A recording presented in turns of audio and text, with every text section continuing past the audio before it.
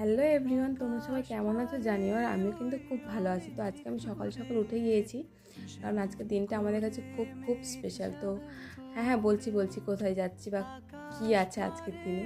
তো আমরা রেডি হয়ে চলে এসেছিলাম, বাসেও চলে এসেছি। আজকের দিনটা ছিল, আমরা গিয়েছিলাম নেতাজি ইন্ডোর স্টেডিয়ামে। আজকে একটা আমাদের ইভেন্ট ছিল, তাই আমরা রেডি হয়ে একদম চলে এসেছি। আর ট্রেনে ভিডিওটা করা হয়নি মাঝখানে।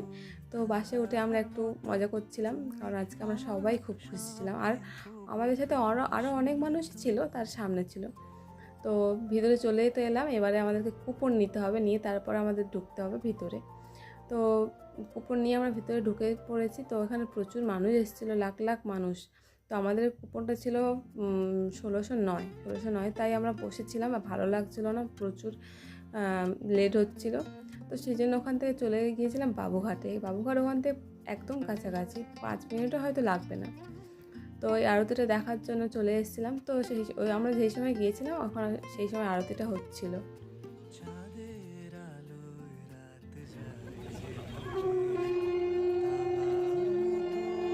আশা করছি তোমরা আরতিটা দেখো, তোমাদেরও খুব ভালো লাগবে।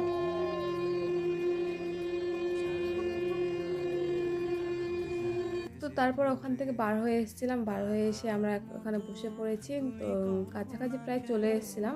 তারপর ওপর থেকে নিচে নেমে গিয়েছি, কারণ এবার আমাদেরকে ডাকবে, সেই দিন মুহূর্তটা চলে আসলো। তো তারপরে আর মাঝখানে যে আমরা ভিডিওটা করাই হয়নি, কারণ সবাই খুবই ক্লান্ত ছিল। তো আমি কিছু ফটো দিয়ে দেবো, দেখে নিও তোমরা। তো তারপরে তো ট্রেনটা মাধবপুর স্টেশনে এসে এতক্ষণ প্রায় 1 ঘন্টার মতো দাঁড়িয়েছে। তারপর লক্ষ্মীকান্তপুর আসলো। তো আমরা এবার বাড়ি চলে যাব, কারণ রাত তো প্রচুর হয়েছিল। তো তোমরা ফটোগুলো দেখো আর কেমন হচ্ছে জানিও। আর সবাইকে টাটা।